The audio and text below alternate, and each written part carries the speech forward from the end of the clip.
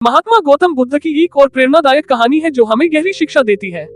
एक बार की बात है, बुद्ध अपने शिष्यों के साथ एक गांव में प्रवास कर रहे थे। गांव के लोग बुद्ध को सुनने के लिए बड़ी संख्या में इकट्ठा हुए थे। उन दिनों एक युवती थी जिसका नाम कुमारी था। वह बहुत दुखी थी क्योंकि उसका एकमात्र बच्चा हाल ही में मर गया था।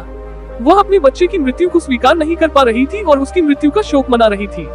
कुमारी ने सुना कि महात्मा बुद्ध गांव में आए हैं और वह उनकी सहायता मांगने गई। उसने बुद्ध से कहा, मेरे बच्चे को वापस लाने का कोई तरीका बताएं। मैं उसकी मृत्यु को सहन नहीं कर पा रही हूँ।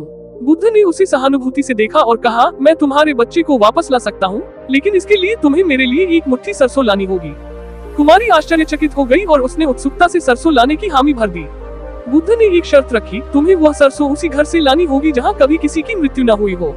कुमारी गांव भर में घूमती रही और हर घर से सरसों मांगती रही, लेकिन उसे कोई ऐसा घर नहीं मिला जहाँ कभी किसी की मृत्यु न हुई हो। हर घर के लोग उसे बताते थे कि उन्होंने भी अपने किसी न किसी प्रियजन को खोया है। धीरे धीरे कुमारी को एहसास हुआ कि मृत्यु जीवन का एक अटल सत्य है और इसे कोई भी टाल नहीं सकता। उसे यह समझ में आ गया कि जैसे सभी लोगों ने अपने प्रियजनों को खोया है, वैसे ही उसे भी इस सत्य को स्वीकार करना होगा। कुमारी बुद्ध के पास वापस आए और उसने उनके चरणों में गिरकर कहा, हे महात्मा, अब मुझे ये समझ में आ गया है कि मृत्यु से कोई नहीं बच सकता। मैं अब इस सत्य को स्वीकार करती हूँ और अपने दुख को त्यागने के लिए तैयार हूँ।